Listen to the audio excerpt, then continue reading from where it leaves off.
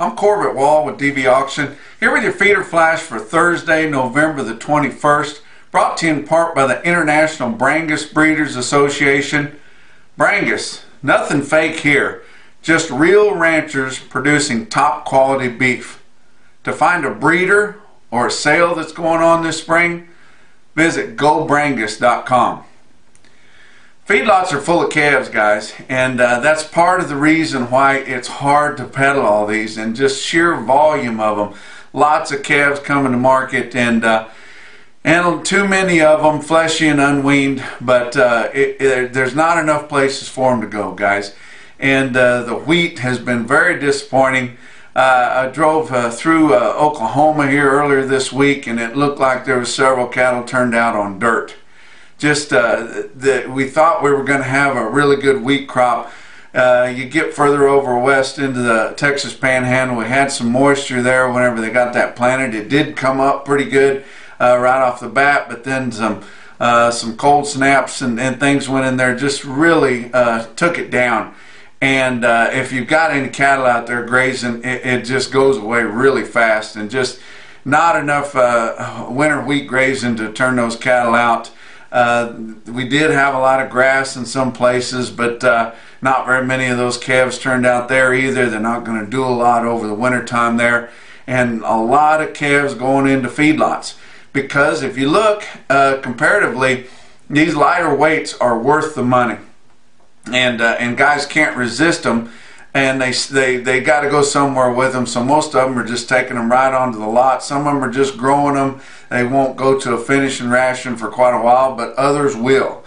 And so we've got these feedlots chock full of calves right now. If there's some yearlings available, they'll find room for them somewhere. But these calves, I tell you what, it's just tough on them. And so now we put all these calves into the feedlot.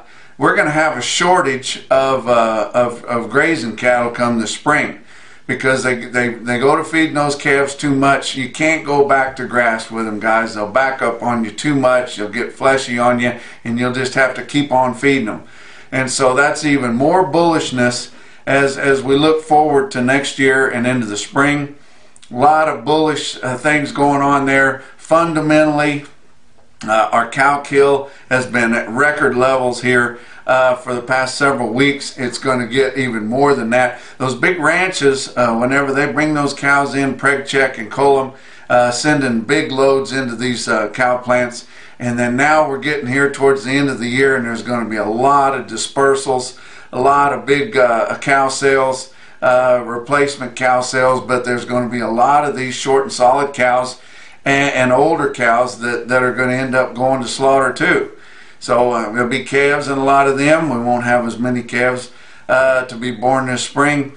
And we've just got, if you just add all that stuff up, it just continues to add to the bullishness that we've got coming on as we get into the new year and into the next spring. But coming to you here from the Tracy Taylor building on the square in downtown Maysville, Missouri. I lost a dear friend and a neighbor for over 15 years this week, Stacy Flannery, to that damn pancreatic cancer. And the family has asked for me to come and do a eulogy, and I'd a whole lot rather talk about cows with you guys, but I wouldn't miss it for the world. Missed a feeder flash here middle of the week, and probably going to miss the one for Friday, so apologize about that. Going to be heading out this weekend for my first time to Oregon, to the Oregon Cattlemen's Association, and really looking forward to going out there to Bend, Oregon, and meet some new friends and people from the great Northwest out there in that Oregon country. Let's look at the board.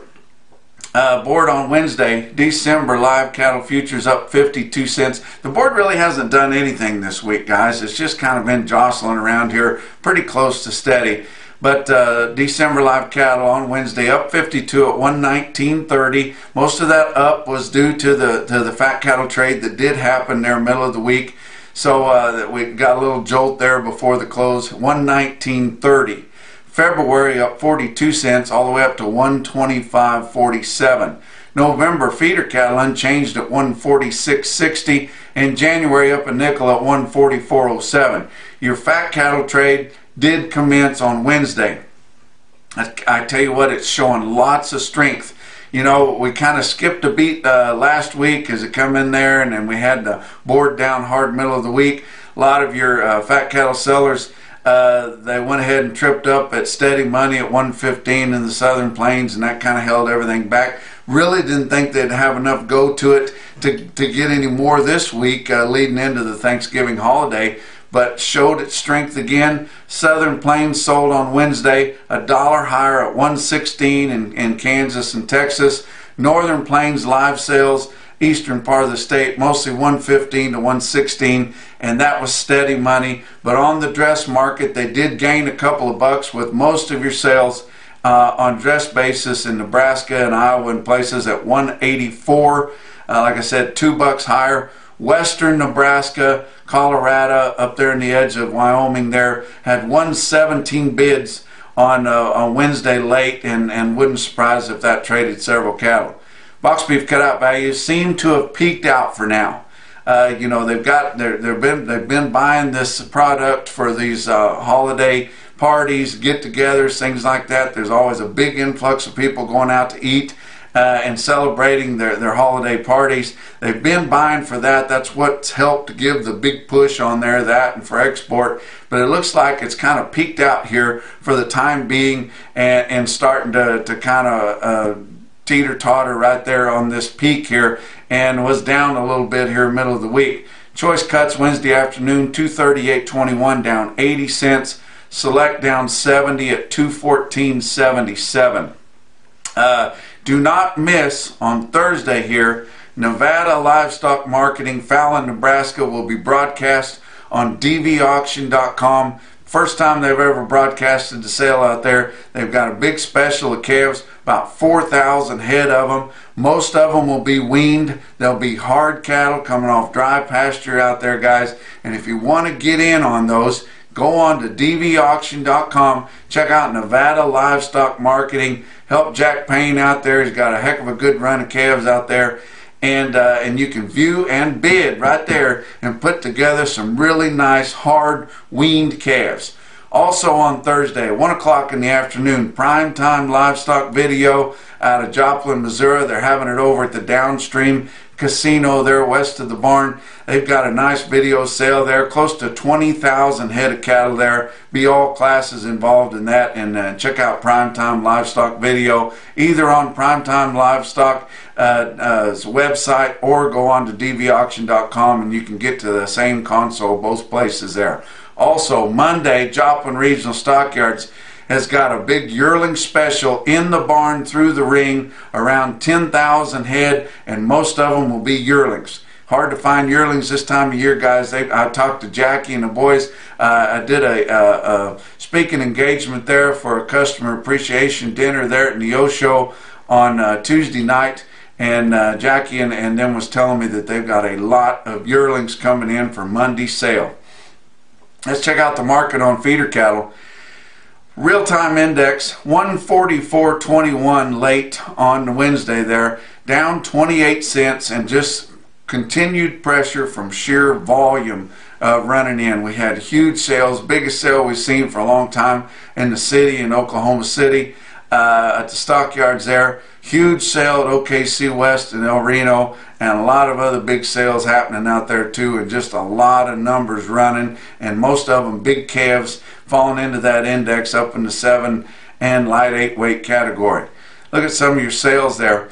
OKC West, the big sale on Tuesday, they had a huge run of calves, 7,500 head of calves for the Tuesday calf sale. That is a bunch. That's the most they've had for quite some time. Market was kind of unevenly steady, and just the way it's continued to be. The hard weaned calves was selling pretty well. The unweaned calves, the ballers, or those that had been supplementally fed too much and were carrying a lot of flesh, kind of hard to sell there too.